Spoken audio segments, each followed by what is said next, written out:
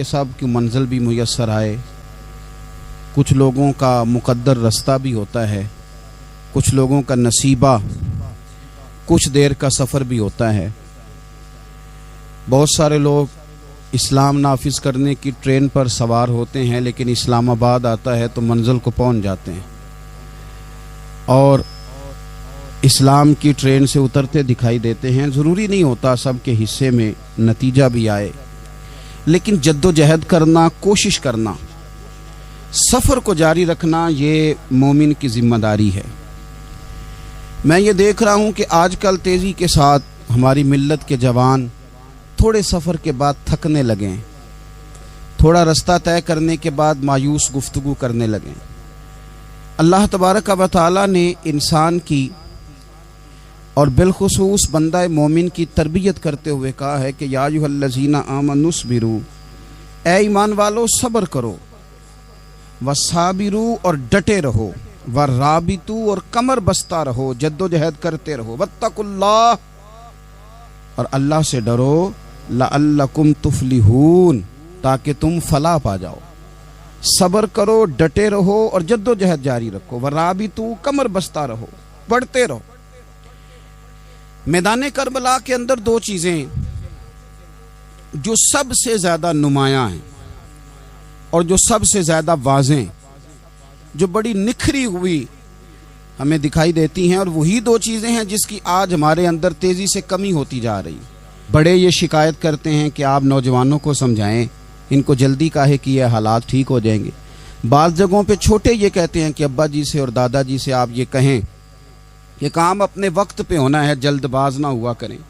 میدان کربلا نے انہی دو چیزوں کا ہمیں سبق دیا ہے۔ وہ چیزیں کیا ہیں؟ ایک صبر، ایک استقامت۔ آپ اپنی زندگی حوصلے کے ساتھ گزاریں اور اپنے سفر کو جاری رکھیں، استقامت کے ساتھ آگے بڑھتے رہیں۔ یہ دو چیزیں سبق ہیں میدان کربلا کا۔ میدان کربلا کے اندر جو چیز سب سے زیادہ اہل بیت نبوت کی طرف آئی ہے وہ ظلم ہے، ستم ہے، جفا کشی ہے، اور اہل بیت نے جو سب سے بڑھ کر کے دکھایا ہے وہ ان کا صبر ہے۔ یہ صبر اور استقامت کی ایک مثال علماء نے لکھی ہے۔ جس طرح دریا کے دو کنارے ہوتے ہیں نا، اگر وہ دو کنارے دریا کے موجود رہیں تو وہ دریا اپنے مقام پہ جا کے کھیت کو پانی دیتا ہے، کھلیان کو پانی دیتا ہے، سبزیاں اگتی ہیں، درخت اگتے ہیں، زمین بنجر ہو تو اس کی آبیاری ہوتی ہے۔ اگر وہ دو اس کے بند سائیڈوں پہ قائم رہیں، لیکن اگر وہ بند درمیان سے نکال دیے جائیں تو وہی دریا تباہی مچا دیتا ہے، سیلاب آ جاتا ہے۔ انسان کی زندگی میں صبر اور استقامت دو بند ہوتے ہیں میرے بھائی، یاد رکھنا۔ اگر آپ کے اندر صبر اور استقامت ہے تو آپ کی خواہشات کنٹرول میں رہتی ہیں، اور اگر یہ صبر اور استقامت آپ سے چھوٹ جاتا ہے، بڑا کچھ لوگ کہیں گے، بڑی باتیں کریں گے، بڑا کچھ سنایا جائے گا، اپنے بیگانے کئی رستوں پر کئی جملے کسیں گے، اگر یہ دونوں بند ٹوٹ گئے تو آپ کی خواہشات بے لگام ہو جائیں گی، وہ آپ سے وہ کام کرائیں گی جو آپ نے خواب میں بھی نہیں سوچا ہوگا۔ صبر اور استقامت، میں پڑھ رہا تھا علماء نے لکھا ہے کہ قرآن پاک میں اللہ نے 90 کے قریب، تقریباً 90 مرتبہ صبر کا ذکر کیا، اور حدیث پاک میں میرے رسول پاک نے تقریباً 900 مرتبہ صبر کی تلقین فرمائی ہے۔ قرآن مجید تو کسی بات کو اشارتاً کر دے تو وہ کافی ہے، لیکن جگہ جگہ قرآن مجید نے کہا، جگہ جگہ کہا، یا ایھا الذین آمنوا اصبروا وصابروا ورابطوا، ایمان والو صبر کرو، ڈٹے رہو، کمر بستہ رہو، واتقوا اللہ، اللہ سے ڈرو، لعلکم تفلحون، اس امید پر کہ تم فلاح پا جاؤ۔ اپنی زندگی تھوڑی سی حوصلے والی گزاریں۔ آپ کسی کی محبت میں کوئی جملہ کہے تو اسے بھی ذرا سہنا سیکھیں، اور کسی اپنے کے خلاف جب کوئی بندہ بات کرے تو اسے بھی سہنا سیکھیں۔ جس طرح تعریف آپ کو میٹھی لگتی ہے نا، اسی طرح جب تنقید بھی میٹھی لگنے لگے نا، جو نظریے کے لوگ ہوتے ہیں انہیں تنقید اور تعمیر سے فرق نہیں پڑتا، کیونکہ وہ ان کا اپنا ایک ویژن ہوتا ہے، ان کی اپنی ایک سوچ ہوتی ہے، وہ اپنے نظریے پر چل رہے ہوتے ہیں، انہیں زیادہ پریشانی نہیں ہوتی، انہیں دکھ بھی اتنی تکلیف نہیں دیتے، جتنا مزہ سکھ دیتے ہیں اتنا ہی مزہ دکھ دیتے ہیں، کیونکہ ان کا ایک ویژن ہے۔ قرآن مجید کا ایک دوسرا مقام ہے، سورہ لقمان ہے، حضرت لقمان اپنے بیٹے کو نصیحت کرتے ہیں تو کہتے ہیں یا بنیا، اے میرے بیٹے، اقیم الصلاۃ وامر بالمعروف، ایک تو نماز قائم رکھنا اور دوسرا لوگوں کو نیکی کا حکم دینا، ونہا عن المنکر، اور لوگوں کو برائی سے منع کرنا، وَاصْبِرْ عَلَىٰ مَا أَصَابَكَ، اور اس رستے میں جو تجھے تکلیف آئی اس پر صبر کرنا۔ بیٹے کو نصیحت کر رہے ہیں باپ، اور لہجہ دیکھیے کیا، یا بنیا، او میرے بیٹے، کیا لہجہ ہے، کیا انداز ہے، او میرے بیٹے۔ ایک تو یہ کرنا، نماز قائم رکھنا، بھلائی کا حکم دینا، برائی سے منع کرنا، اور اس پر جو تجھے مشکل آئے اس پر صبر کرنا۔ اور پھر کیا کہتے ہیں، قرآن مجید کا انداز دیکھیے، فرمائے ان ذالک من عزم الامور، بے شک یہ بڑی ہمت والے کام ہیں۔ نیکی کا حکم دینا، برائی سے منع کرنا، نماز پڑھنا اور مصیبت پر صبر کرنا، یہ ہمت والے کام ہے پتر، ہمت والے کام میں ذرا ڈٹ کے کرنا، بے حوصلہ نہ ہونا۔ ایک بزرگ بیٹھے تھے، اللہ کے نیک بندے بھی تھے اور تجارت بھی کرتے تھے، لاکھوں کا کاروبار تھا۔ بزرگ بیٹھے ہوئے ہیں تو اچانک خبر ملی کہ حضرت صاحب پڑھا رہے تھے سبق، خبر ملی کہ آپ کا وہ جو ایک جہاز تھا نا، مال بردار، وہ جہاز آپ کا ڈوب گیا پانی میں۔ فرمانے لگے الحمدللہ، سبق پڑھاتے رہے۔ 2-4 گھنٹے گزرے تو ایک بندہ پھر آیا، اس نے آ کے کہا حضور مبارک ہو، وہ جو جہاز ڈوبنے والی خبر تھی وہ غلط تھی، وہ جہاز آپ کا بالکل ٹھیک ٹھاک ہے، لاکھوں روپے بچ گئے۔ فرمانے لگے الحمدللہ۔ سبق اسی روٹین سے پڑھاتے رہے، پہلی نقصان کی خبر آئی تو پھر بھی الحمدللہ، اور دکھ کی خبر آئی پھر بھی الحمدللہ، سکھ کی آئی تو پھر بھی الحمدللہ۔ سبق اپنی روٹین سے پڑھاتے رہے، سفر جاری رہا، رکے نہیں۔ اختتام ہوا تو طلباء کہنے لگے حضور اتنے بڑے نقصان کی خبر آئی، جملہ ہی کوئی نہیں ٹوٹا آپ کا، لفظوں کے اندر کہیں ہم نے اتار چڑھاؤ نہیں دیکھا، حضور چہرے پر کوئی پریشانی نہیں، اور پھر اتنی بڑی خبر ملی خوشی کی، کوئی آپ کی آنکھوں میں روشنی نہیں آئی، کوئی ہم نے آپ کا چہرہ بدلتے نہیں دیکھا، معاملہ کیا ہے؟ تو فرمانے لگے معاملہ ایک ہی ہے، دکھ بھی رب کی طرف سے ہے، سکھ بھی رب کی طرف سے ہے۔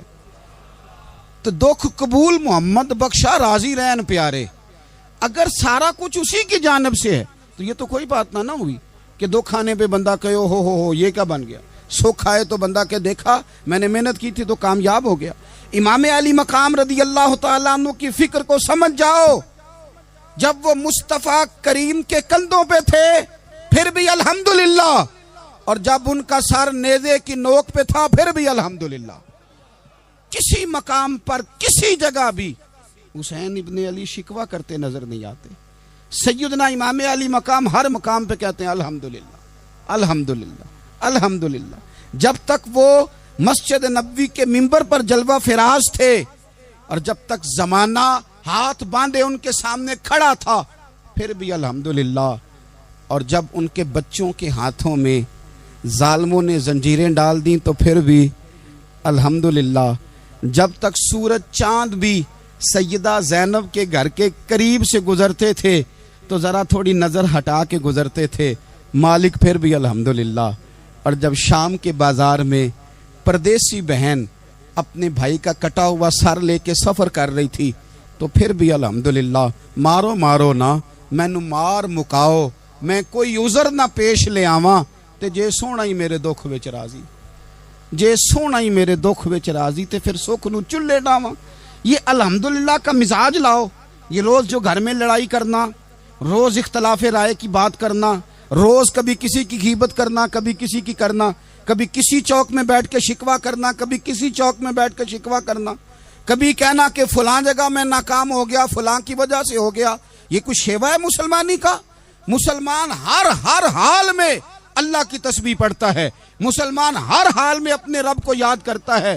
وہ کہتا ہے بہار ہو کے خزاں لا الہ الا اللہ، خودی کا سر نہاں لا الہ الا اللہ، خودی کا تیغ فساں لا الہ الا اللہ۔ اور اگرچہ بت ہیں جماعت کی آستینوں میں، اگرچہ بت ہیں جماعت کی آستینوں میں، پر میری مجبوری ہے نا، مجھے ہے حکم اذاں لا الہ الا اللہ۔ اپنی ڈیوٹی کرتا ہے، وہ اپنے کام لگا رہتا ہے۔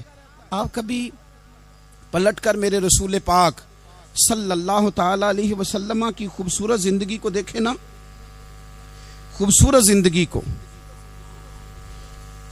میں کیا کروں، ہمارے مزاجوں میں باتیں ایسی آتی جا رہی ہیں، ہم انتظار کرنے کو تیار ہی نہیں۔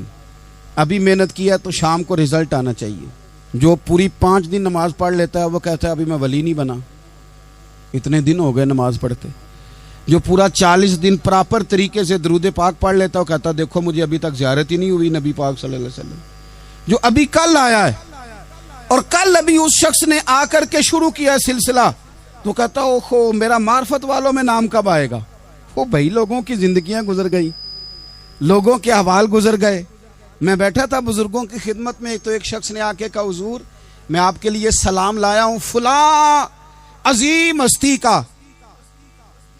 تو حضرت صاحب نے اس کو تھپکی دی، فرمانے لگے پتر میں انہیں جوگا نہیں، تینوں کوئی پلیکھا لگ گیا ہے، میں بدکار پرانا خادم، او میں نہیں اس قابل یار، یہ تجھے غلطی لگ گئی ہے، مجھے تو اپنے اعمال کا پتہ ہے، میں موجود تھا اور صاحب علم و فضل بندے کے پاس تھا۔ کہنے لگے پتر میں نہیں اس قابل، مہربانی کرنا تو میرے لیے دعا کر، اللہ تعالیٰ میرے اوپر رحمت کر دے اور کوئی رستہ کھل جائے۔ اور سجنوں سنو، حضرت عمر فاروق جیسا بندہ میرے رسول پاک صلی اللہ علیہ وسلم کے غلاموں میں مولا علی شیر خدا کا مرتبہ کون جان سکتا ہے؟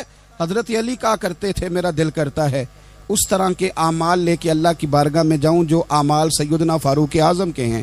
اتنا صالح بندہ، اتنا پرہیزگار بندہ، لیکن حضرت عمر فاروق کے انتقال کا وقت آیا تو لوگ ان کی تعریفیں کرنے لگے، عمر کی بڑی بات ہے، عمر کی بڑی بات ہے۔ تو حضرت عمر رو پڑے، فرمانے لگے میرے لیے دعا کرو، مجھے درجہ کوئی بھی نہ ملے، بس میریاں نیکیاں اور بدیاں برابر برابر ہو جائیں، میں معاف کر دیا جاؤں، نیکی اور بدی برابر برابر ہو، چھوڑ دیا جاؤں۔ درجوں کا تو معاملہ بڑا آگے کا ہے، اتنی جلدی، اتنی سپیڈ، اتنی ہمیں جلد فٹافٹ ہو جائے، سویرے ہو جائے۔ آپ اپنی جد و جہد تو کریں، آپ تھوڑا پلٹ کے تو دیکھیں، آپ دیکھیں کہ لوگ میدانوں میں رہے، حضرت خالد بن ولید میدان میں رہے، حضرت سعد بن ابی وقاص میدان میں رہے، حضرت سیدنا ابو عبیدہ بن جراح میدان میں رہے، یہ لوگ ہمیشہ میدانوں میں رہے، اپنی اپنی ڈیوٹی کر کے چلے گئے۔ اسلام پھیلتا رہا، اپنی اپنی ترتیب سے آگے جاتا رہا، اپنے اپنے رنگ میں اللہ تعالیٰ لوگوں کو دین کی سمجھ عطا کرتا رہا۔ جلدی بڑی ہے، بہت جلدی ہے، شارٹ دروازہ چاہیے، صبر ہی کوئی نہیں، استقامت ہی کوئی نہیں، فٹافٹ ہو جائے۔ بہت سارے لوگ آ کے کہتے ہیں حضرت صاحب نماز تو پڑھنے لگا ہوں، روزہ تو رکھنے لگا ہوں، داڑھی بھی میں نے رکھ لی ہے اور آپ کے پاس بھی آتا ہوں، اب کوئی نگاہ کر دینا۔ تو میں کہتا ہوں یہ جو نماز آپ نے شروع کی ہے یہ بغیر نگاہ کی ہو گئی ہے، یہ جو آپ آنا شروع ہو گئے ہیں تو اس کو آپ نگاہ نہیں سمجھتے، اور یہ بھی میری نگاہ نہیں، پریشان نہ ہو جائیے گا، یہ بھی اللہ رسول کی نگاہ ہی ہے۔ او خدا کے بندو، تھوڑا سا اپنی زندگی میں صبر اور استقامت کو لاؤ، تھوڑا رستے پہ چلنا سیکھو۔ اور میں آپ کو ایک بات عرض کروں، ہمارے صوفیاء نے ایک باریک نقطہ بھی بیان کیا، وہ کہتے ہیں یہ جو وصال ہے نا، وصال یہ تو اختتام ہے، ملاقات تو فنا ہے، جو مل گیا وہ تو گیا، جس کی ملاقات ہو گئی وہ تو گئے تھے نا جناب موسیٰ ملنے، پھر کیا ہوا تھا؟ جس کی ملاقات ہو گئی وہ تو گیا۔ اصل کام کیا ہے؟ اصل کام اس کے رستے میں رہنا ہے، اصل کام تو یہ ہے کہ تو اس رستے پہ ہے کہ نہیں جس رستے پہ تجھے کھڑا کیا تھا، ان راہوں کا تو مسافر ہے کہ نہیں، تو نقش قدم تلاش کر، نقش قدم۔ ایک شاعر سیرت نگار بھی تھے، سمجھ لیں انہوں نے سیرت نگاروں کو بھی دیکھا، عشاق کو بھی دیکھا، رسول اللہ کے غلاموں کو دین کی نوکری کرتے بھی دیکھا، 40 سال حدیثیں پڑھاتے بھی دیکھا، نبی پاک کے نام پہ گلی گلی نگر نگر جاتے آتے بھی دیکھا، حضور صلی اللہ علیہ وسلم کی باتیں کرتے دیکھا۔ تو کسی نے ان سے پوچھا حضور تک رسائی بھی ہوئی ہے؟ تو وہ سرکار کی بارگاہ میں مخاطب ہو کے کہنے لگے تیری معراج کہ تو جانے کہاں تک پہنچا، یا رسول اللہ معراج کی رات اب کہاں تک گئے کوئی پتہ نہیں۔ کہنے لگے وہ تیری معراج کہ تو جانے کہاں تک پہنچا، اور میری معراج کہ میں تیرے خاک قدم تک پہنچا۔ میرے لیے تو اتنا کافی ہے کہ محبوب وہ جو تیرے قدموں سے کبھی گرد لگتی تھی مدینے کی، اگر میں وہاں تک چلا جاؤں تو میری تو معراج ہو گئی، میرا تو معاملہ حل ہو گیا، میں یہاں تک آ گیا تو ختم ہو گئی بات۔ تھوڑا سفر کریں، ایک تو یہ دیکھیں آپ کہ آپ کتنے بھی بڑے ہیں، کتنے بھی عظیم ہیں، کتنے بھی لائق ہیں، کتنے بھی نیک ہیں، پھر بھی آزمائش زندگی کا حسن ہے۔ میں مسافر ہوں، کوئی زندگی کے 11-12 سال ہو گئے ہیں مجھے سڑکوں پہ وقت گزارتے، تو میں بہت سارے لوگوں سے میں نے بڑا کچھ سیکھا ہے. میری جو گاڑی چلانے والے لوگ ہیں ان سے بھی میں نے بڑا کچھ سیکھا ہے. ایک میرا دوست تھا، تو میں نے اس سے کہا کہ میرا خیال ہے موٹر وے پہ آپ کو گاڑی چڑھا دی جائے تو آپ کے لیے آسان ہے. تو کہنے لگا پیر صاحب ہے موٹر وے اوکھی جے چلانی. میں نے کہا وہ کس طرح؟ وہ کہنے لگے کہ موٹر وے پہ نا گاڑی چونکہ نہ کوئی سپیڈ بریکر ہے، نہ موٹر وے پہ کوئی چنگچی والا آگے آتا ہے، نہ زیادہ رش ہوتا ہے، تو سیدھی سیدھی چلاتے رہتے ہیں تو نیند آنے لگ جاتی ہے. اگر بار بار آئے نا سپیڈ بریکر اور بار بار بریک لگے تو آنکھ ذرا کھلی رہتی ہے. تو مجھے مسئلہ سمجھ میں آ گیا. میں نے کہا اس کا مطلب یہ ہے، اس کا معنی یہ ہے کہ جن کی زندگی بالکل سکھوں میں گزرتی رہتی ہے نا، آرام پسند ہو جاتے ہیں. جن کی زندگی بالکل آسانیوں میں بیتی ہے وہ آرام پسند ہو جاتے. اور اگر کبھی کبھی سپیڈ بریکر بھی آئے، کبھی کو دکھ بھی دیکھنا پڑے، کبھی کوئی اپنوں بیگانوں کی بات بھی سننی پڑے، کبھی کوئی قریب آتا دور جاتا دکھائی بھی دے، کبھی کوئی بیماری تندرستی، یہ حالات بدلتے رہیں، دن تبدیل ہوتے رہیں، تو پھر لطف بڑا آتا ہے، پھر مزہ بڑا آتا ہے. وہ کسی نے کہا تھا لگا نا جدو میدان ازل دا تے لوکی چوراں وانگ سدھائے، کسی نے لوٹ لئی علم جوانی، کسے ہاسے چولی پائے. آزم ویک جہالت ساڈی اسی عشق خرید لے آئے. ویکھ نا جہالت ساڈی اسی عشق خرید لے آئے. اور پھر کہنے لگے کسے دے سر دستار امامت اس علم پڑھاون سکھیا ہے، تے کسے نے پہنے فقر دا چوگا اس زہد کماون چکھیا ہے. آزم ویخ نصیبہ ساڈا اسی یار مناون سکھیا ہے. تم ویخ نصیبہ ساڈا اساں یار مناون سکھیا ہے. میرے عزیز زندگی کے اندر دیکھو، کائنات میں سب سے زیادہ محبوبیت میرے رسول پاک کی ہے. میرے نبی پاک صلی اللہ علیہ وسلم کی زلف کی بات بھی میرا رب کرتا ہے، حضور کی آنکھوں کی بات بھی میرا رب کرتا ہے، حضور سید عالم کے چہرہ والضحیٰ کی بات بھی کرتا ہے، زلف واللیل کی بات بھی اللہ کرتا ہے. میرا رب رسول پاک صلی اللہ علیہ وسلم کے سینہ علم نشرہ کی بات بھی کرتا ہے، پیشانی والفجر کی بات بھی کرتا ہے، حضور کی آنکھیں ما زاغ البصر کی بات بھی کرتا ہے. اتنی محبوبیت کہ رسول پاک چلیں تو اللہ اس کی بات بھی کرے، ہجرت کریں تو اس کی بات بھی کرے، جس شہر میں حضور رہیں اس کی قسم اٹھائے. اور حال پتہ کیا ہے کہ محبوب پیدا نہیں ہوئے تو باپ چلے گئے. ابھی عمر چھوٹی تھی، ماں کی کھل کے زیارت ہونا تھی کہ اماں بھی چلی گئیں. دادا کندھوں پہ کھلایا کرتے تھے، تو تاریخ کہتی ہے کہ دادا کا جنازہ اٹھا تو پیچھے پیچھے حضور بھی آنسو بہا رہے تھے. ایک وفادار بیوی ملی تو اپنے وقت پہ سیدہ خدیجہ بھی چلی گئیں. ایک ٹائم آیا تو جناب ابو طالب بھی رخصت ہو گئے. مکے سے حضور کو اتنا پیار تھا وہ چھوڑنا پڑا. صادق اور امین کہنے والوں نے حضور کی دعوت کو قبول کرنے سے انکار کر دیا، تو رسول کریم نے اپنی پیشانی پر کسی قسم کا کوئی شکن نہیں آنے دیا. رسول پاک مدینے آئے تو لوگ تلواریں لے کے بدر میں آ گئے لڑنے، شہید کرنے. حضور وہاں بھی کوئی پریشان نہیں ہوتے. میدان احد آیا تو نبی پاک نے اپنے چچا کو کٹے ہوئے وجود میں دیکھا، نکلی ہوئی آنکھوں میں دیکھا، کٹے ہوئے ہونٹوں میں دیکھا. کسی جگہ میرے رسول پاک صلی اللہ تعالی علیہ وسلم شکوہ کرتے دکھائی نہیں دیتے. حضور کی وہ بیوی سیدہ عائشہ صدیقہ رضی اللہ تعالی عنہ، جن کی پاکی کا رب بیان کرے، ان پر منافقین نے الزام لگا دیا. اتنے پاک گھرانے پر لوگوں نے انگلی اٹھائی. میرے رسول نے آنسو بہائے، پر کسی جگہ حضور پریشان ہوتے دکھائی نہیں دیے. ہم ڈھونڈنے لگے، تلاش کرنے لگے. جب دروازہ رسول پہ گئے تو حضور خود بولے. میرے رسول فرمانے لگے میرے غلاموں یاد رکھنا یہ صبر میری چادر ہے، یہ صبر میری چادر ہے، یہ حوصلہ میری چادر ہے. سیدہ عائشہ صدیقہ رضی اللہ تعالیٰ عنہ فرمایا کرتی تھی لوگوں مجھے اللہ کی عزت کی قسم میں نے حضور سے بڑھ کر کسی کو صبر کرنے والا نہیں دیکھا، کسی کو حوصلہ کرنے والا حضور سے بڑھ کے نہیں دیکھا. امت کو کیا ہو گیا؟ یہ چوراہوں پہ لڑ رہی ہے، چوکوں پہ لڑ رہی ہے. گھر ہیں کہ فساد کے آئینہ دار بنے ہوئے. لوگ آ کے رو پڑتے ہیں کہ جناب بھائیوں کا سلوک نہیں، کوئی دعا کر دیں. رو پڑتے ہیں جناب، ابا کے ساتھ بھی لڑائی ہو جاتی ہے، کوئی تعویذ دے دیں، ذرا حوصلہ نہیں، صبر نہیں، کسی جگہ ٹھہرنا تو سیکھو میرے عزیز، کسی جگہ او یارو آؤ نا، میدان کربلا کے 2 سبق، استقامت اور صبر۔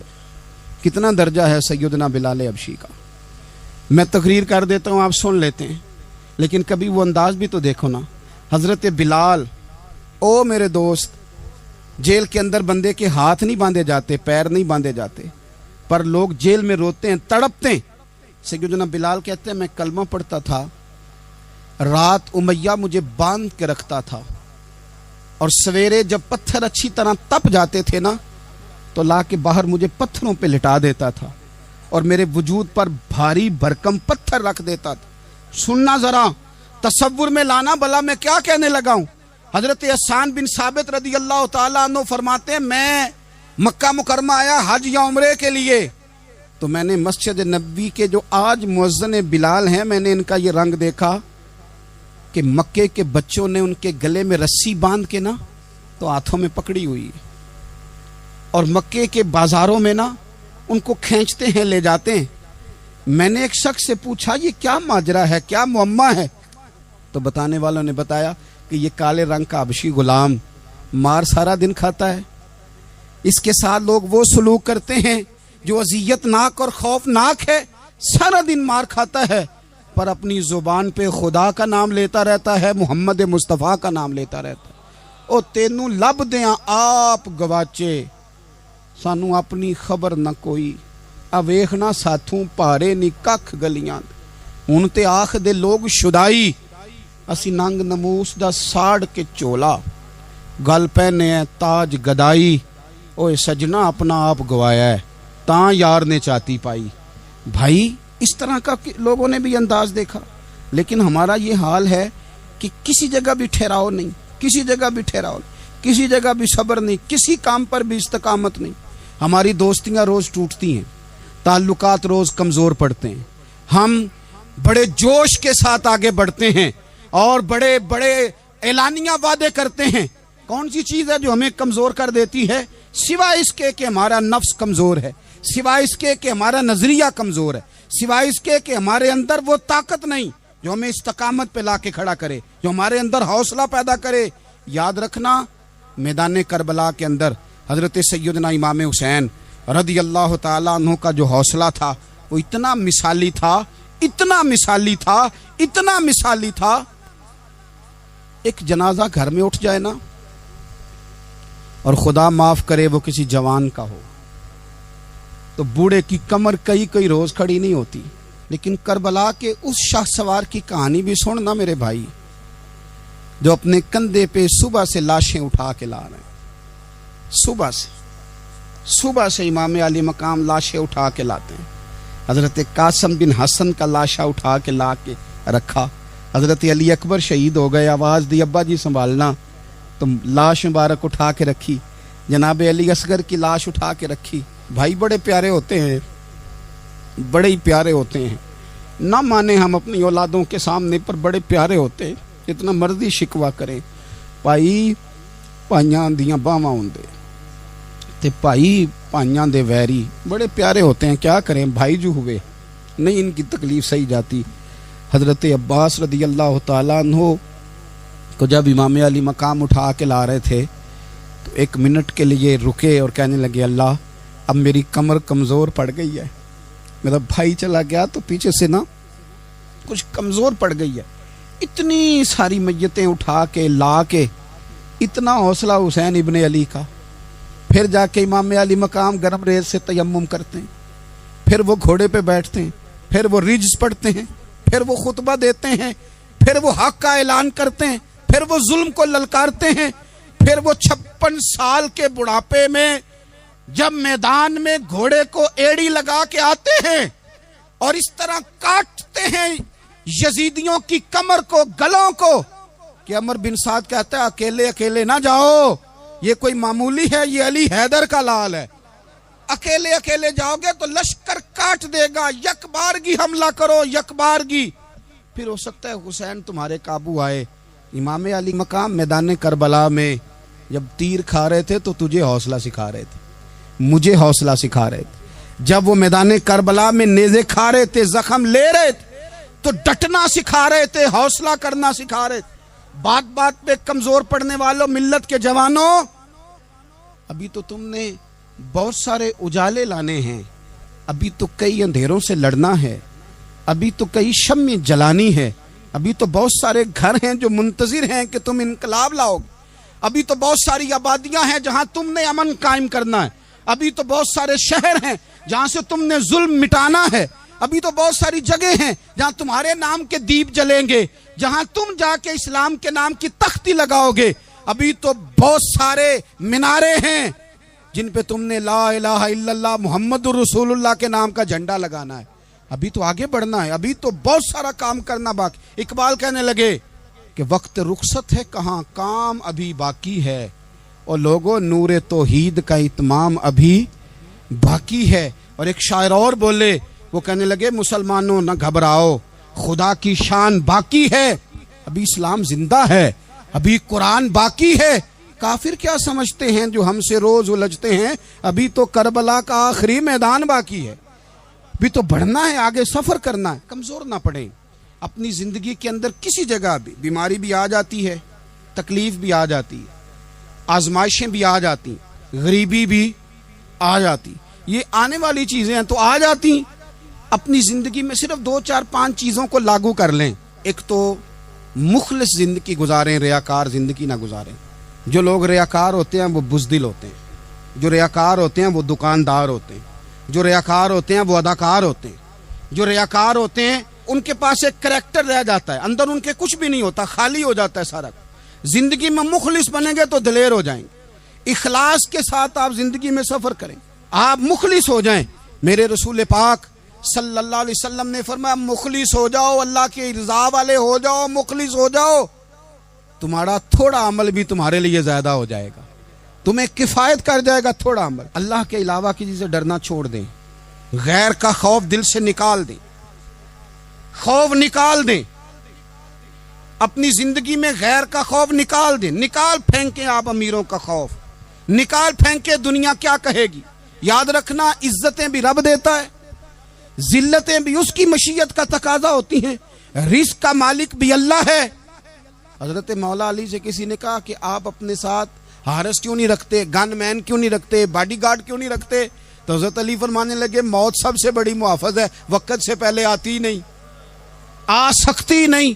آپ غیر کا خوف نکال باہر پھینکیں. ایک جملہ میدان کربلا میں امام حسین نے کہا تھا, ایک جملہ, اور وہ جملہ اتنا طاقتور ہے کہ اگر سونے کے پانی سے لکھا جائے, ہیروں سے تولا جائے, تو یہ ساری چیزیں کمزور پڑ جائیں.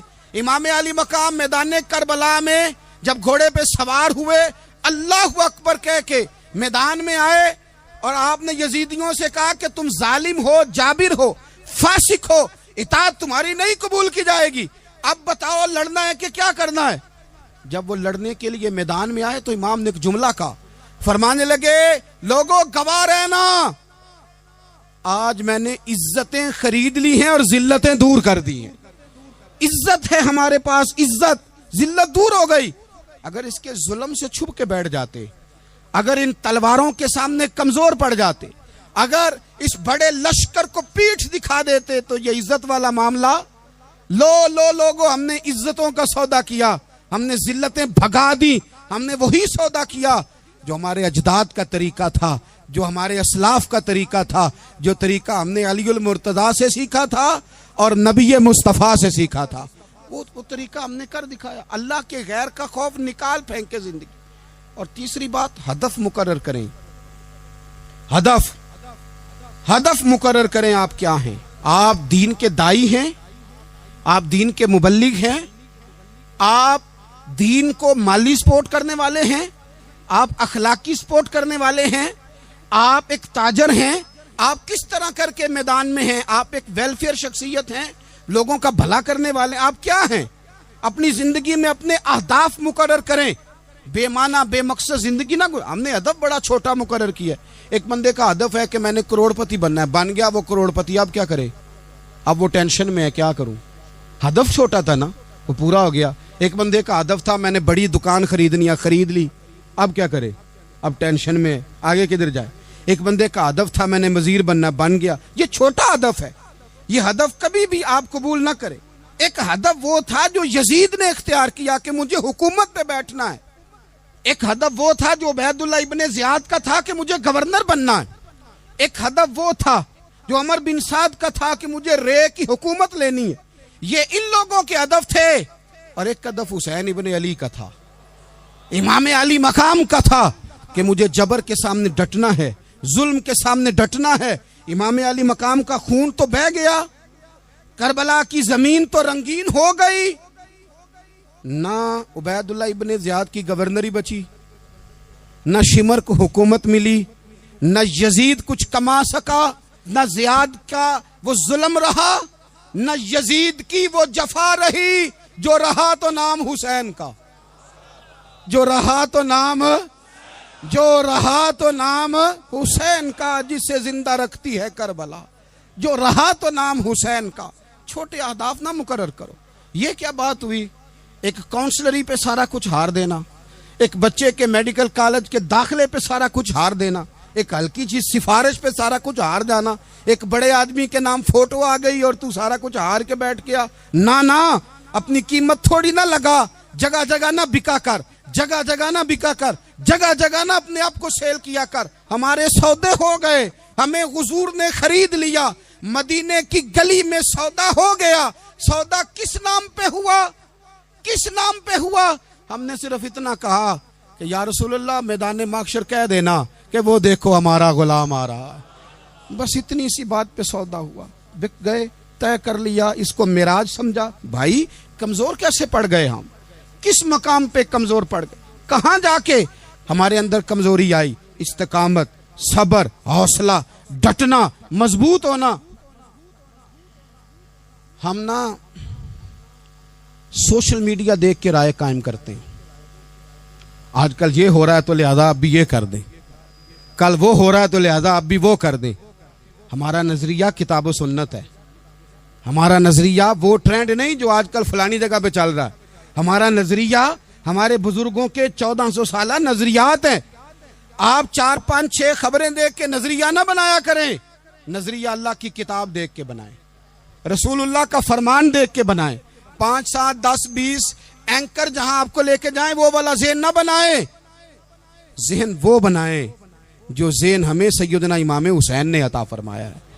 اپنی زندگی میں ایک تو اخلاص لائیں، اللہ کے غیر کا خوف نکالیں، ہدف مقرر کریں اور مزاج جد و جہد والا بنائیں.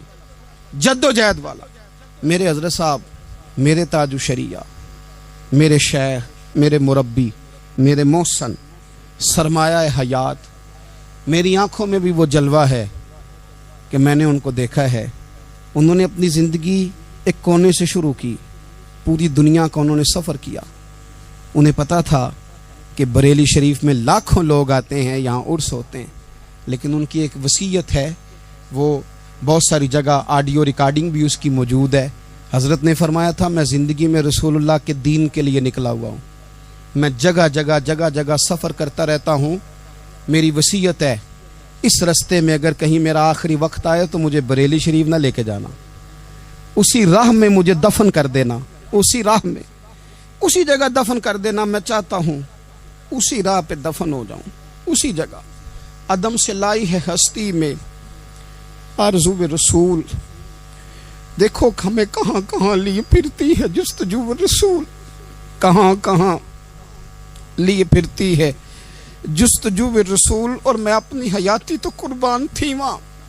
دیکھو محمد پکیندے گزر گئی، احد نال احمد صدیندے گزر گئی. کہا کہ اسی رستے میں یعنی رستہ ہو، اور جب آخری وقت کا اعلان ہو تو لوگ کہیں کہ وہ تو حضور کے دین کی بات بتانے گیا تھا، اور کوئی کہے وہ تو ابھی رسول اللہ کا دین سنا کے گیا تھا، اور کوئی کہے کہ اس نے تو کل بھی وعدہ کیا تھا کہ وہ آئے گا اور حضور کی بات سنائے گا. عدم سے لائی ہے نا ہستی میں ہمیں آرزو رسول. لوگوں دیکھو نا ہمیں کہاں کہاں لیے پھرتی ہے جستجو رسول. پھر عجب ہی नज़ारा हो मैदान हश्र में बेदम कि सब हों पेश खुदा और मैं रूबरू रसूल। अपनी ज़िंदगी में अहदाफ मुकर्रर करें। लोगों, हमने अपने बच्चों को, औलादों को, कबीलों को, बस्तियों को, बरादरियों को बड़ा कुछ दिया है। आओ ना आज हम अल्लाह के हुजूर कुछ इरादे करें कि हम अपने दीन को भी कुछ देंगे, हम अपने मज़हब के लिए भी कुछ करेंगे। आप यकीन करें, कॉलेज मजबूत हो गए, मदारस कमज़ोर हो गए। आप यकीन करें, खेल के अड्डे आबाद हो गए। खुदारा अपने दीन के लिए भी सोचना सीखें, अपनी इस्लामी इक़दार के लिए भी सोचना सीखें, दीन की सरबुलंदी के लिए भी सोचना सीखें। मेरी ज़िंदगी का मकसद तेरे दीन की सरफराजी, मैं इसीलिए मुसलमान, मैं इसीलिए नमाजी। हज़रत उमर फ़ारूक रदी अल्लाह ताला अन्हु ना हाथ के अंदर तलवार लेके दीन की पहरेदारी को निकलते थे। इमाम हुसैन ने तलवार ली, मैदान में दीन की पहरेदारी को निकले, दीन की अक़दार बचाई हैं इमाम हुसैन। किसी शायर ने कहा था, दीन नबीदा वांग यतीमा रोवे ते कुरलावे, आखे ओ लोको मैं कित्थों लब्बां उमर बहादुर जेड़ा मैनू सीने लावे। इमाम हुसैन ने अक़दार बचाए दीन के। फरमाया, फासिक, फाजर, जालम, शराबी ये मुसलमानों के हुक्मरान हो सकते? तो जो अक़दार इमाम अली मकाम बचाने निकले सारी औलाद समेत, उनको बचाने के लिए मैं और आप क्या इक़दामात कर रहे हैं, हम क्या कर रहे हैं? हमारे मुल्क के अंदर आहिस्ता आहिस्ता आप गौर कर लें, जिना बिल जबर कहाँ चला गया। माज़ल्ला आम जिना के हालात कितने खौफनाक हैं, ज़्यादतियों की शरह कितनी बढ़ गई है। आप देखें, रोज़ वो खबरें, वो चीज़ें सुनी नहीं जाती। मासूम बच्चियाँ, जिनसी दरिंदगी के जो हवाल हैं, अभी भी लोगों को इंतज़ार है कि उन्होंने हुसैनी कब बनना है, फ़िक्र हुसैनी के पासबान बने। यही तो वक्त है जब इमाम अली मकाम आपको पुकार रहे हैं। अपने अपने चक्कर में उलझ कर, इकबाल कहते हैं, हर कोई मस्त मए ज़ौक़े तने आसानी है, हैदरी फ़क्र ने दौलत उस्मानी है, तुमको असलाफ से क्या निस्बत रूहानी है। वो मुअज़्ज़ज़ थे ज़माने में मुसलमान होकर, और हम खार हुए तार के कुरान होकर। उठने का वक्त है, इरादे करने का वक्त है। इस्लामी अक़दार अपने घरों में, अपनी जमीयत में, अपने कबीले में, उसके निफाज का वक्त है। जद्दोजहद करें, आगे बढ़ें, हिम्मत करें। जिसकी कोई नमाज आज की रह गई है, वो सारी नमाजें पूरी करके, जो कज़ा हैं वो अदा करके सोए। अल्लाह की बारगाह में इस्तिग़फ़ार पढ़ें, तौबा करके अपने वक्त को बिताएं। छोड़ दें दूसरों की गलतियों पे इतना वक्त लगाना, अपने ऊपर थोड़ी मेहनत करें। अपने अंदर कुछ खामियां निकालें और कुछ अपने आप को रगड़ के खूबियां पैदा करें, और अपनी सलाहियतें अपने दीन के लिए खर्च करें, अपनी खूबियां दीन के लिए लगाने की कोशिश करें। हम भी दोबारा से तजदीद अहद वफ़ा करते हैं, दोबारा से आज कहते हैं कि या रसूल अल्लाह सल्लल्लाहु अलैहि वसल्लम, हमारा वादा है कि मेरी ज़िंदगी का मकसद तेरे दीन की सरफराजी, मेरी ज़िंदगी का मकसद तेरे दीन की सरफराजी, मैं इसीलिए मुसलमान, मैं इसीलिए नमाजी। खुसरवी अच्छी लगी ना सरवरी अच्छी लगी, खुसरवी अच्छी लगी ना सरवरी अच्छी लगी, खुसरवी अच्छी लगी ना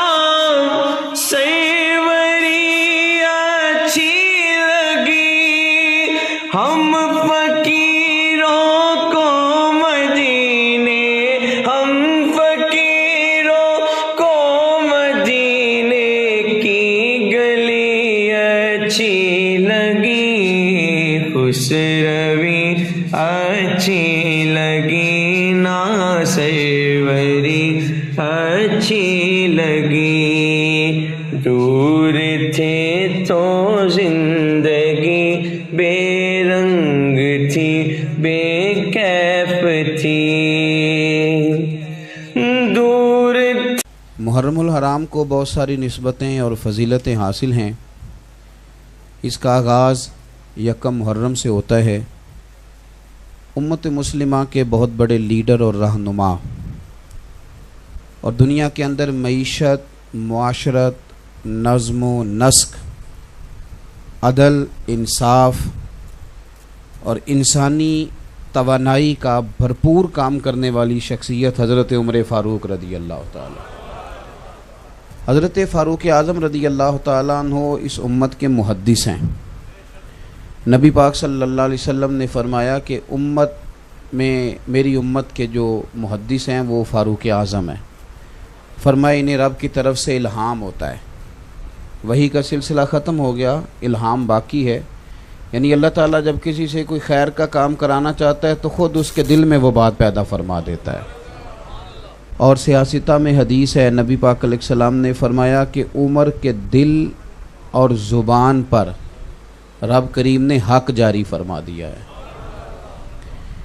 حضرت عمر فاروق ایک تو یہ کہ مسلمانوں کے لیڈر ہیں، اس سے بڑھ کر یہ کہ دنیا میں جو نظم و نسق کا نظام ہے، فوجداری، پولیس کا محکمہ اور سرحدوں کی حفاظت، اقلیتوں کے حقوق اور غیر مسلموں کے ساتھ تعلقات کی حد بندیاں، یعنی جب بھی کوئی عالمی آدمی ریسرچ کرنے بیٹھے گا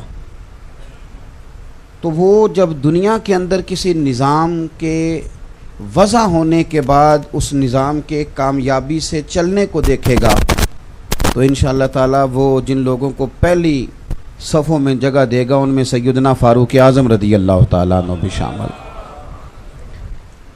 یہ ابھی لاک ڈاؤن کا معاملہ تھا تو ہمارے ہاں بھی اللہ خیر کرے،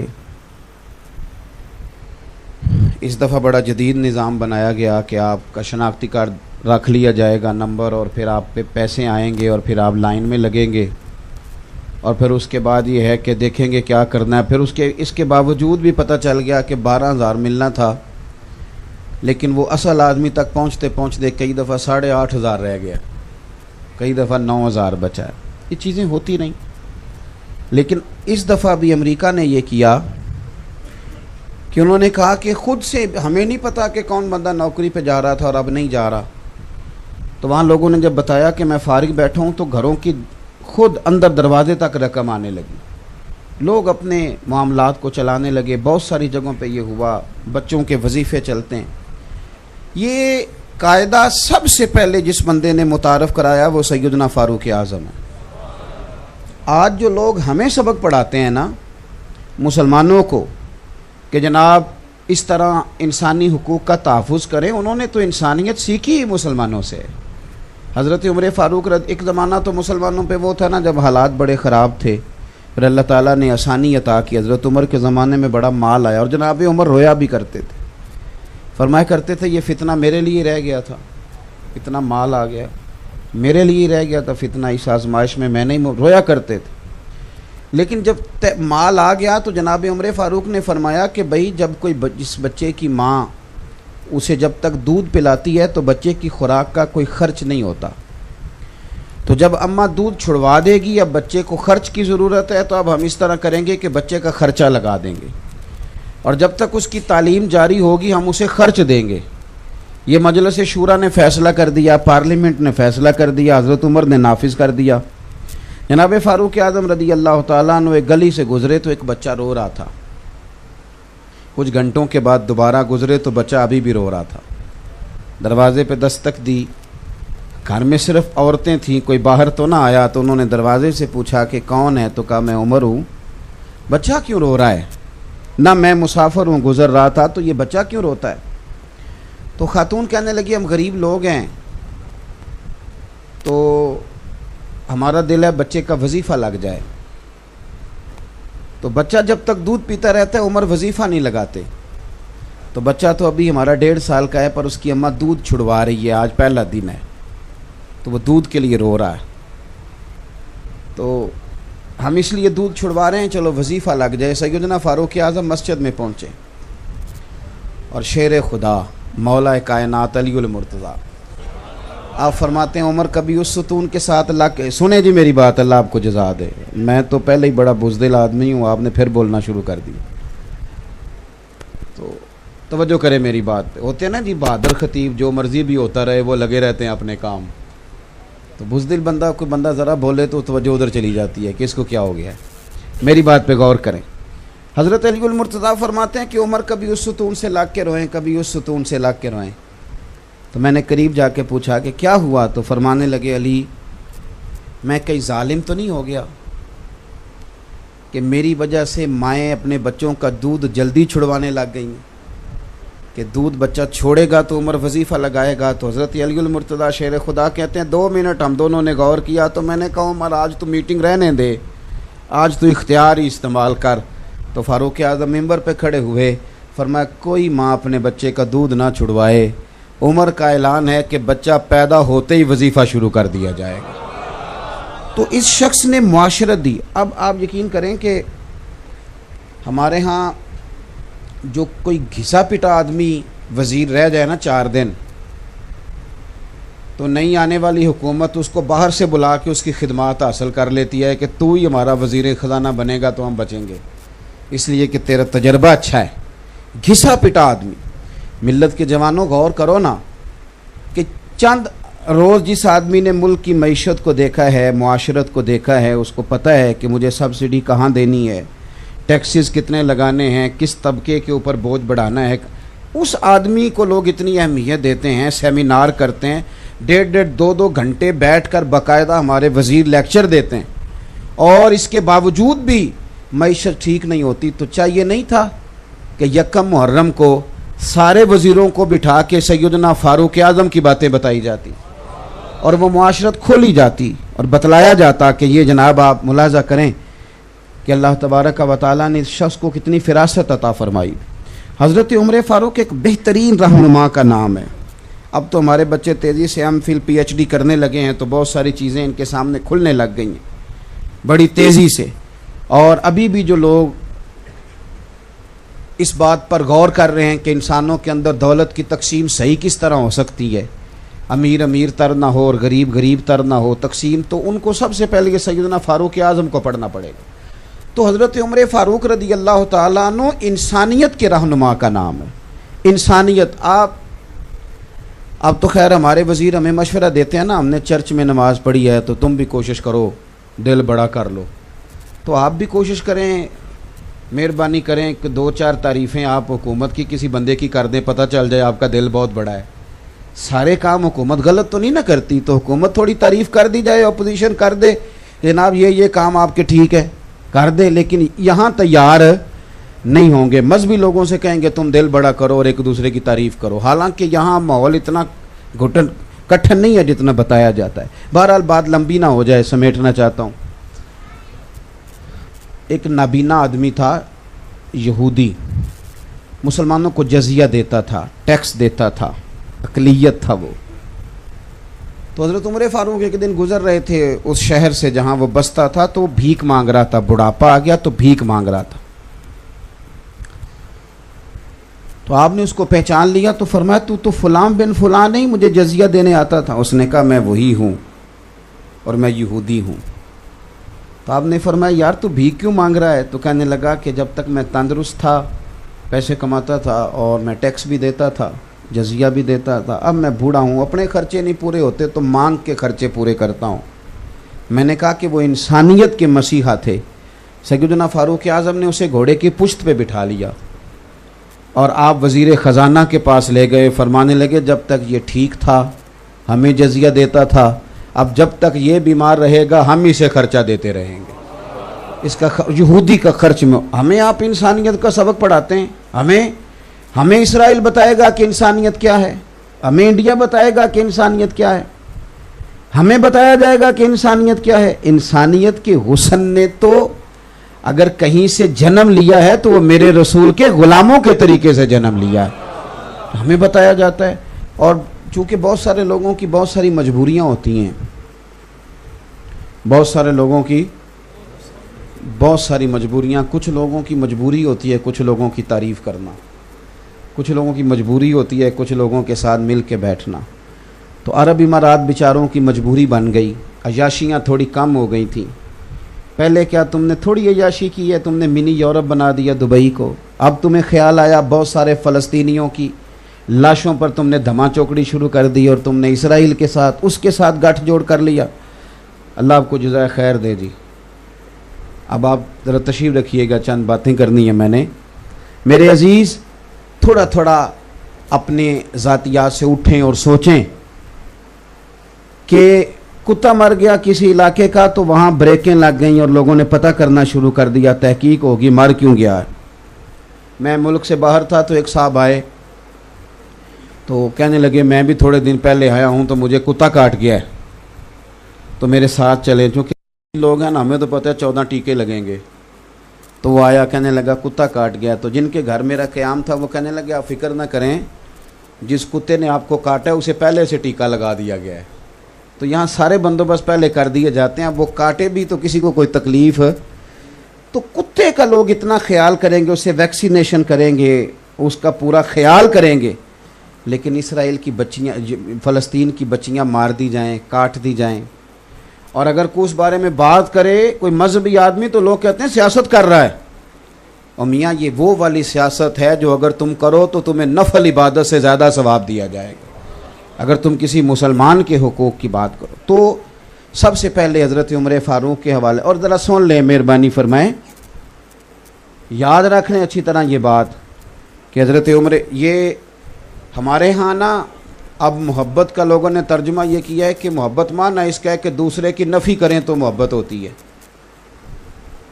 نبی پاک صلی اللہ علیہ وسلم نے فرمایا تھا جب تم میری محبت میں بولو تو ایسا نہ ہو کہ محسوس ہو کہ تم کسی نبی کی شان کم کر رہے ہو.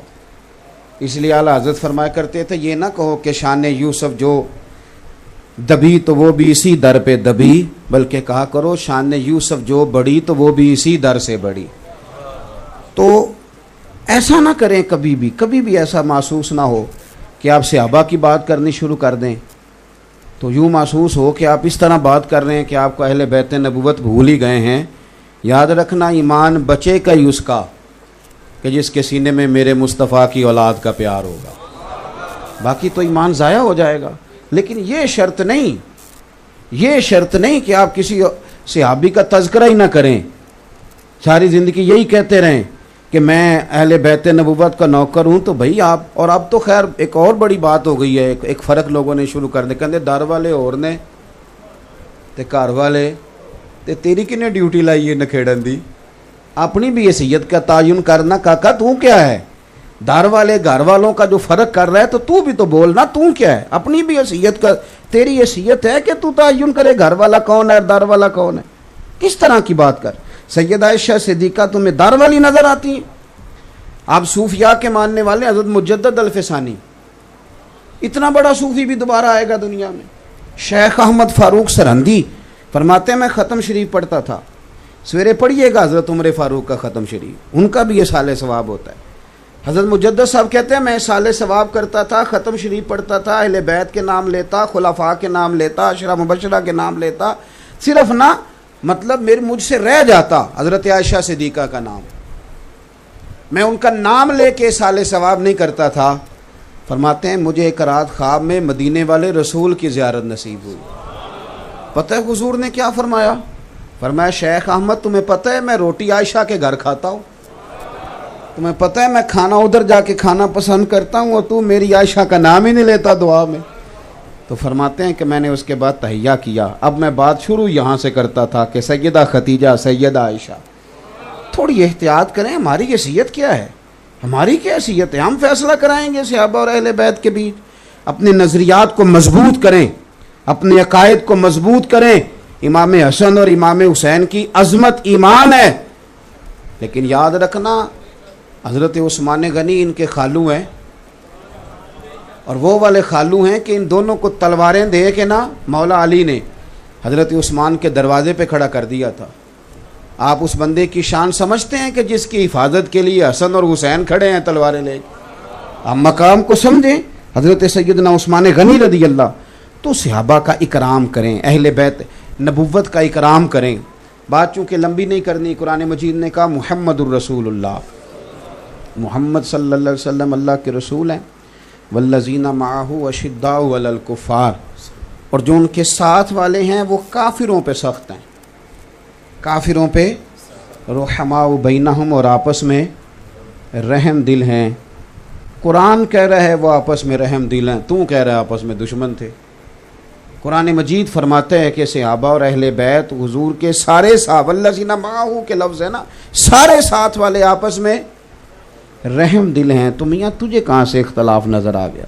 اور پھر ایک اور بات یاد رکھنا، تو بڑا محب ہو کہ اگر کبھی یہ سوچے نا کہ میں صحابہ کی بات کروں اور اہل بیت کی نہ کروں، اور اہل بیت کی کروں تو صحابہ کی نہ کروں، تو یاد رکھنا ابا اور چچا کی کبھی لڑائی ہو بھی جائے نا، بھائی اگر کبھی آپس میں ناراض ہو بھی جائیں، تو بیٹا اگر بولے نا باپ کی حمایت میں اور چچا کے خلاف کوئی بات کرے، تو ابا کہہ دیتا ہے جس کی حمایت میں وہ بول رہا ہوتا ہے کہ پتر تو چپ کرے، ساڈا پراواں دا معاملہ ہے، تیرا کوئی حق نہیں ہے اس میں بولنے کا، تیرا کام، حالانکہ وہ ابا کی حمایت میں بولا تھا، پر ابا کہنے لگے پتر تیرا کام، یہ ہمارا بھائیوں کا معاملہ ہے، ہم دونوں برابر کے، ہم جانے ایک دوسرے سے بات، تیرا حق بنتا.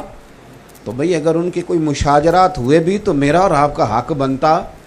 اب بات کو سنیں اور اچھی طرح دل میں جگہ دیں. قُلْ لَا أَسْأَلُكُمْ عَلَيْهِ أَجْرًا إِلَّا الْمَوَدَّةَ فِي الْقُرْبَى. قرآن نے نص بیان کر دی، محبوب اپنے غلاموں سے کہہ دو کہ میں تبلیغ رسالت پر تم سے کوئی اجر نہیں مانگتا، إِلَّا الْمَوَدَّةَ فِي الْقُرْبَى، اگر کچھ کرنا ہے تو میرے قریبیوں سے پیار کرتے رہنا. میں آپ کو ایک بات عرض کروں، پیار جو ہوتا ہے نا وہ اپنا روپ خود اختیار کرتا ہے، وہ اپنا روپ خود اختیار کرتا ہے. 5,000 روپیہ 10 محرم کو کسی مسجد میں بڑی نیکی کر کے لنگر میں آپ نے دے دیا تو امام حسین کا پیار پورا ہو گیا، ختم ہو گئی بات. چودھری صاحب تو جا کے دیکھتے بھی نہیں کون سی پک رہی ہے امام حسین کے نام کی. ہاں نہیں دیکھتے. آپ دوستوں کے لیے جب دعوت پکاتے ہیں تو آپ ہوٹل تلاش کرتے ہیں، مرضی کا آرڈر دیتے ہیں، اور امام حسین کے نام کی نیاز آپ نے پکائی ہے تو آپ کا تو لنگر کے معاملے میں وہ رویہ نہیں ہے جو ہونا چاہیے تھا. میں دور تو جاتا ہی نہیں، میں تو ابھی لنگر پہ ہوں.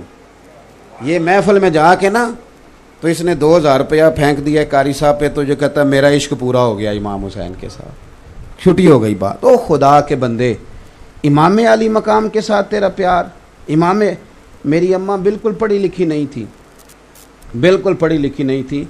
کھیر پکتی تھی 10 محرم کو، اماں کہتی تھی ٹھوٹیاں بھی ضروری ہیں، اور پھر میری اماں کہتی تھی اس نے لنگر بانٹنا ہے وہ پہلے وضو کر لے، یہ میرے نبی کی اولاد کے نام کا لنگر ہے. میں کئی دفعہ دلیلیں دیتا تھا، وہ انہوں نے نہیں پڑھا تھا کسی کتاب میں. میں کئی دفعہ اماں جی یہ وضو نہیں یہ ضروری، تو کہنے سی پتر تینوں نہیں پتا، اے حسین پاک دی گل. یہاں تو اب ماحول ہی ہمارا رویہ ہی کوئی نہیں، کیفیت ہی نہیں. اعلیٰ حضرت فاضل بریلوی رحمۃ اللہ علیہ نے 1000 کتاب لکھی ہے، وہ ارضیات پر بھی بحث کرتے ہیں اور وہ ہمیں جغرافیہ بھی بتاتے ہیں، اور وہ ہر لحاظ میں مسلمانوں کے رہنما ہیں. کچھ لوگ کتابیں پڑھتے پڑھتے خشک بھی ہو جاتے ہیں، یہ بھی بڑا نقص واقعہ ہوتا ہے، خشکی رہ جاتی ہے، شعر و سخن کا کوئی ذوق باقی نہیں رہتا. اعلیٰ حضرت بریلوی غوث پاک کے نام کا لنگر تھا، غوث اعظم کی شرینی، سمجھ لیں جس طرح اب تو خیر وہ نہیں رہا. پہلے ہوتا تھا کہ وہ شکر پارے لے آتے تھے 11ویں والے دن، لوگ اس پہ ختم ہو مکھانے آ جاتے تھے، تو وہ شرینی تھی تھوڑی سی غوث پاک کے نام کی، ختم شریف ہو گیا اس پہ، تو اس کا ایک ٹکڑا زمین پہ گر گیا. میری بات پہ غور کرنا، میں آپ کو ملنگ کی بات نہیں بتا رہا، اس بندے کی بات بتا رہا ہوں کہ جو ہر وقت دلائل کی دنیا میں رہتے ہیں، جو براہین کی دنیا میں رہتے ہیں، جو قلم کے پیچ و تاب سے پورے آگاہ ہیں، جنہیں بات کرنے کا ڈھب اور سلیقہ مکمل دلائل کے ساتھ آتا ہے، لیکن تھوڑی سی شرینی غوث پاک کے نام کی زمین پہ گر گئی. تو اعلیٰ حضرت رحمۃ اللہ علیہ زمین پہ اترے، ہاتھ نہیں لگایا، سر جھکایا، اور پھر اپنی زبان کے ساتھ شرینی اٹھائی. تو ساتھ دائیں بائیں جو شاگرد مرید بیٹھے تھے کہنے لگے حضور یہ والا رنگ تو پہلی دفعہ دیکھا ہے. آپ فرمانے لگے جو تم نے پہلے سارے رنگ دیکھے ہیں وہ اسی رنگ کا صدقہ ہے، یہ اسی رنگ کا صدقہ ہے جو تم نے پہلے سارے دیکھے ہیں. کیفیات ہی نہیں ہے. حضور کی اولاد کی تو بات کرے، نبی پاک کی اولاد کی. حضور مفتی اعظم ہند فرمایا کرتے تھے مجھے یاد نہیں کہ میں نے کبھی حضور کی اولاد کا نام بغیر وضو کے زبان سے ادا کیا ہو. سرکار کی اولاد سے پیار کریں. اہل بیت نبوت کے ساتھ ہمارا رشتہ عقیدت کا ہو اور ہمارے لب و لہجے سے بات چھلکے کہ ہمیں رسول پاک کی اولاد سے پیار ہے. دیکھو نا یارو، اگر چودھری صاحب خود جائیں 10 محرم کو اچھے چاول خرید کے لائیں اور پھر وہ پکانے والے کو خود بلا کے تلقین کریں اور پھر وہ کہیں کہ آج جو برتن ہے نا، ناراض ہو گئے ہو، اسی میں چودھری جاب دے ہو سارے ہوں ہاں ہی نہیں کر دے. او میری بات سنو صاحب، بات کو سمجھو. بیٹی کی شادی ہو تو بندہ پورے جوبن پہ آ جاتا ہے. وہ کہتا ہے کہ خاص شے ہونی چاہیے، کوئی خاص پیار ہے نا بیٹی سے، تو پیار بتلاتا ہے کہ ابا خود گیا ساری چیزیں خریدنے، وہ خود گیا ہر سارے کام کرنے. چلے میں آپ کو اپنی بات بتاتا ہوں. ابھی کی تازی، میں کبھی گھر کوئی چیز نہیں لے کے گیا تھا کبھی بھی. بہن بھائی بیوی وہ ان کی طاقت نہیں کبھی مجھے کہہ دیں کہ آندھی باری فلانی شے لے آئے. جب سے بچے ہوئے ہیں نا وہ جو مرضی آرڈر لگا دیتے، جو مرضی. ایک دو دفعہ میں نے ان کی اماں سے کہا انہیں منع کرو، کہندی تسی آپ ہی کر لو. بات کو سمجھیں. کئی دفعہ اترتا ہوں گاڑی سے، ان کی مرضی کی چیز لیتا ہوں. گھر تو داخل ہونا ہے کہ نہیں، بگڑ جاتے ہیں نہ لے کے آئیں، بگڑ جاتے ہیں. میں ملتان شریف تھا پرسوں ترسوں، تو سب سے چھوٹے والے نے مجھے کہا کہ کار تاں وڑیا جے میری گڈی لے کے ہونی جے. وہ کار دیکھ لی کسی کی تو میں آدھی رات کو ڈھونڈتا پھرتا تھا کہ اس کی گاڑی مل جائے تاکہ میں تو یہ پیار ہے نا. پیار آپ کو بہت سارے کام کراتا ہے جو آپ پہلے او یار امام حسین سے پیار ہو جائے اور پھر کسی پتر کا نام بندہ غلام حسین نہ رکھے، پھر کبھی اس کو شوق نہ پیدا ہو کہ میں خود جاؤں جا کے بازار سے چاول خریدوں. آج میں نے جو ہے وہ جو ٹینٹ کے برتن ہیں ان میں لنگر نہیں دینا. آج میں نے بیوی سے کہنا جہیز والے نکال، اس لیے کہ امام حسین کی نیاز بانٹنی ہے. تیرا پتہ تو چلے نا تجھے امام حسین سے پیار ہے، لیکن تو کھل کے تقریر کرے اور کھل کے وہاں میں سٹ کے آیا پورا 1000 روپیہ امام حسین نہ پیار جو سی وہ بھائی ان تے 1000 روپیہ بال برگراں تے لا چڑھ دینا، وہ مک گئی، ختم ہو گئی بات. تو آپ کا پیار چھلکے، آپ کی طبیعت ہو. میں کہتا ہوں کیوں اعلان کرنا پڑے امام صاحب کو ہر سال کہ جی امام حسین کی نیاز دلانی ہے؟ کیوں ان کو اعلان کرنا پڑے ہر سال؟ کیوں کہنا پڑے؟ یکم محرم ہوتے ہی میں خود کیوں نہیں مسجد جاتا کہ حضرت یہ میری طرف سے حصہ ہے، بتائیں امام حسین کے نام کی محفل کب کرنی؟ پیار چھلکے نہ. سنو، بڑا کر و فر تھا حضرت عمر بن عبدالعزیز کا. 2 ٹوک بات کرتے تھے، 2 ٹوک. جس دن پہلے دن خلیفہ بنے اپنی بیوی سے کہنے لگے، وہ ایک بادشاہ کی بہن تھی حضرت عمر بن عبدالعزیز کی بیوی، اور ایک بادشاہ کی بیٹی تھی اور تیسرے بادشاہ کی وہ بیوی بن گئی. تو اپنی بیوی سے کہنے لگے پہلے دن خلیفہ بنے کہ تجھے عمر چاہیے کہ تجھے دولت چاہیے؟ وہ کہنے لگی نہیں مجھے عمر ہی چاہیے. تو فرمانے لگے لا پھر سارا زیور میں نے مال غنیمت میں جمع کرنا ہے. پھر کہنے لگے تجھے گھر چاہیے کہ تجھے عمر چاہیے؟ کہنے لگے جی نہیں مجھے عمر ہی چاہیے. فرمانے لگے یہ مکان بڑا عالی شان ہے، یہ مال غنیمت میں دینا ہے، تو میرے ساتھ جھونپڑے میں رہ سکتی ہے تو آ جاؤ. اس نے کہا ٹھیک ہے. 2 ٹوک بات، 2 ٹوک. آپ کے خاندان کا ایک بندہ آ گیا بنو امیہ کا، اس نے آ کر کے کہا کہ میری جائیداد ہے تھوڑی سی تو آپ میری سفارش کر دیں. خاندان کا بندہ تھا نا. آپ نے وزیر کو بلایا اور جو باہر حارس کھڑے تھے جن کو آج کل ہم باڈی گارڈ کہتے ہیں، یہ بھی شوق ہے. اب تو پیروں مولویوں کو بھی لگ گیا ہے کہ 2-4 گن مین ہو تو پتہ چلتا ہے بندہ کو تگڑا آیا ہے. یہ تو اب مذہبی لوگوں میں بھی آ گیا. تو وہ جو باہر حارسین کھڑے تھے، پہرے دار کھڑے تھے، حضرت عمر بن عبدالعزیز نے ان کو بلایا. فرمایا یہ میرے چاچا کا بیٹا اندر کیسے آیا؟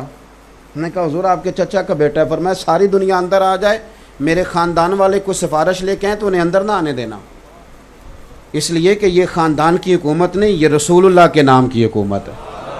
خبردار کوئی بندہ قریب نہ پھٹکے. اتنا تگڑا بندہ، اتنے بڑے اصول قاعدے. بچوں کو کہہ دیا کہ اگر تم میرے ساتھ گزارا کر سکتے ہو روکھی سوکھی پہ تو کرو، نہیں تو یہ دروازہ کھلا ہے نکل جاؤ. ساری دلیریاں، چودراہٹیں، کہانیاں اپنی جگہ. لیکن حضرت عبداللہ بن حسن یہ امام حسین کی اولاد میں سے ہیں، امام حسن کی اولاد میں سے. یہ 16 سال کا نوجوان، کالی سیاہ زلفیں، داڑھی ابھی پورے چہرے پہ پھیلی نہیں. جب اندر قدم رکھا تو حضرت عمر بن عبدالعزیز کسی کو جرت نہیں اندر آ سکے، لیکن اس بندے نے قدم رکھا تو حضرت عمر بن عبدالعزیز فوراً کانپنے لگے، اٹھے، चौधराहटें परा परा होती हैं, साहब ये रसूलुल्लाह का घराना है, तू बड़ा है तो तू कहीं और होगा, ये नबी पाक का घराना है। उठे, अपनी तख्त पे शहजादे को बिठाया, कहने लगे हुजूर आप हुजूर की औलाद हैं, आपने क्यों तकलीफ़ की आने की? तो कहने लगे हुजूर आप बड़े उसूल पसंद हैं, मेरा बिल्कुल जायज़ काम था, मैं उसके लिए हाज़िर हुआ हूँ। तो कहने लगे शाह जी आपने आज के बाद या मुझे किसी के हाथ पैगाम दे देना है या कोई रुका लिख देना है, हुक्म करेंगे तो उमर बिन अब्दुल अजीज़ चल के आपके पास आएगा।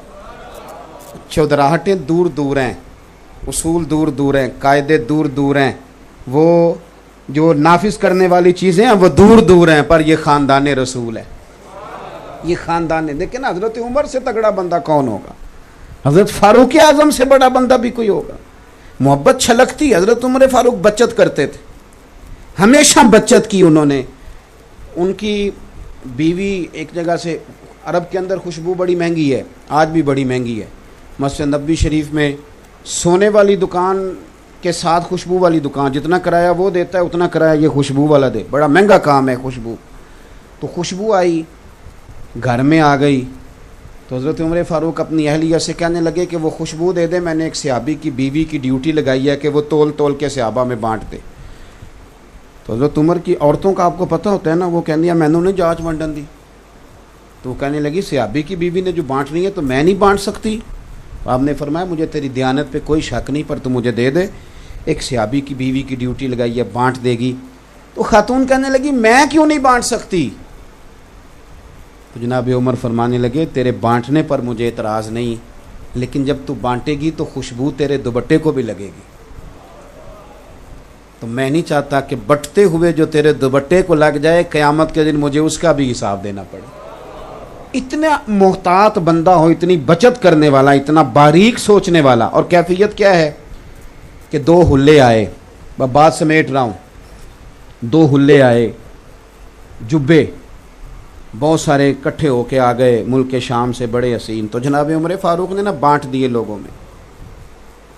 सादा कपड़ा पहना सारी ज़िंदगी, सहाबा ने कहा कुर्ता बदलो तो नाराज़ हो गए, बचत करते थे। हुल्ले आए मुल्क के शाम से तो सहाबा में बांट दिए, सबको दिए, इमाम हसन हुसैन को नहीं दिए।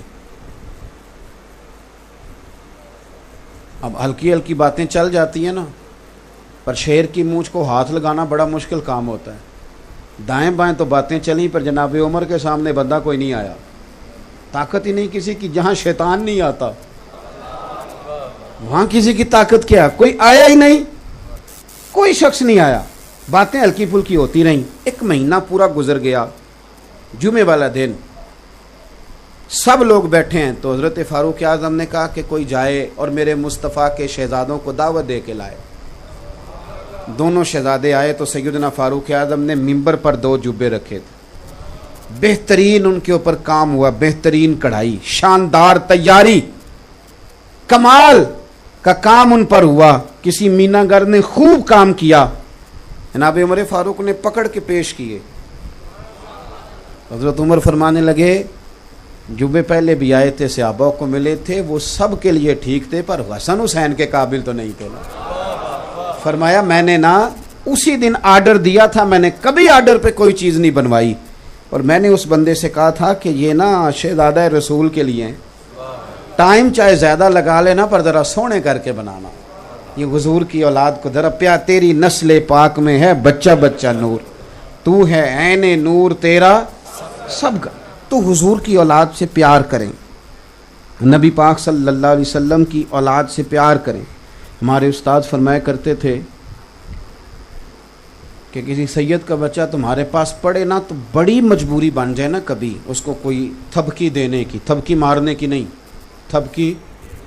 तो फरमाने लगे सोच लेना कि सैयद के कपड़ों को मिट्टी लग रही है और मैं मिट्टी झाड़ रहा हूँ। इससे ज़्यादा तुम्हारा कोई ज़हन, अदब, प्यार, वारफ्तगी, कोई जगह तो ऐसी हो जहाँ बंदे को झुकना आता हो, झुकना आता हो। और मेरे आला हज़रत से किसी ने पूछा सैयद अगर गुनाहगार हो, कुछ नेक लोगों को बुखार भी चढ़ जाता है ना नेकी का, तो इस तरह के सवाल भी पूछने लग जाते हैं कि सैयद अगर गुनाहगार हो। तो वो आला हज़रत थे फाज़िल बरेलवी फरमाने लगे ये बताओ कि कुरान पाक का सफ़ा अगर कीचड़ में गिर जाए तो फिर क्या करना है? को नहीं समझ आई आपको? صفحہ ہے قرآن پاک کا، گر گیا کیچڑ میں، اب آپ کیا کریں گے؟ پیر رکھ کے گزر جائیں گے؟ اس نے کہا جی توبہ توبہ، میں تو اسے اٹھاؤں گا، دھوؤں گا، خوشبو لگاؤں گا، چوموں گا، اونچی جگہ رکھوں گا۔ تو فرمانے لگے بس سمجھ لے یہ بھی قرآن کا صفحہ ہی ہے، اگر کوئی مٹی لگ گئی ہے نا تو اس پہ پیر نہیں رکھا جا سکتا، اس کا اکرام کیا جائے گا، اس کا احترام کیا جائے گا، اس سے محبت کی جائے گی۔ تو ہماری آنے والی نسل، یہ کچھ لوگ ہیں جو خانقاہوں سے منسلک ہیں یا کچھ کسی اللہ والے کے پاس اٹھتے بیٹھتے ہیں، باقی ہمارے ہاں یہ مزاج ختم ہوتا جا رہا ہے کہ آل رسول کا، سادات کا، مشائخ کا ہم نے احترام کرنا ہے۔ یہ آہستہ آہستہ چیزیں ختم ہوتی جا رہی، ان کو دوبارہ لائیں، اپنے شیڈول میں شامل کریں، اپنے بچوں کو یہ چیزیں بتلائیں۔ اور یہ جو آداب ہوتے ہیں یہ لوگوں کو حدود میں بند کرتے ہیں۔ جو بندہ ادب نہیں کرتا وہ بے حد ہو جاتا ہے، اور جو لوگ حدود سے باہر نکل جاتے ہیں، جو سید کا ادب نہیں کرے گا ابا کا کیسے کرے گا، اماں کا کیسے کرے گا؟